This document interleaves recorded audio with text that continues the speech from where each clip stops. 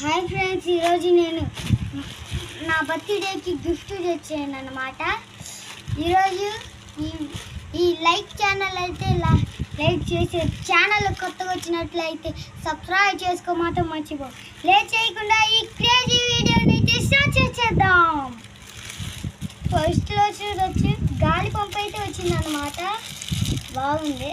ఇదండి, ఇంకా తర్వాత ఇది వచ్చింది బోర్రలు వచ్చినాయి అన్నమాట. ఇంకోండి హ్యాపీ డేకి బోర్రలు అవన్నీ వచ్చినాయి అన్నమాట.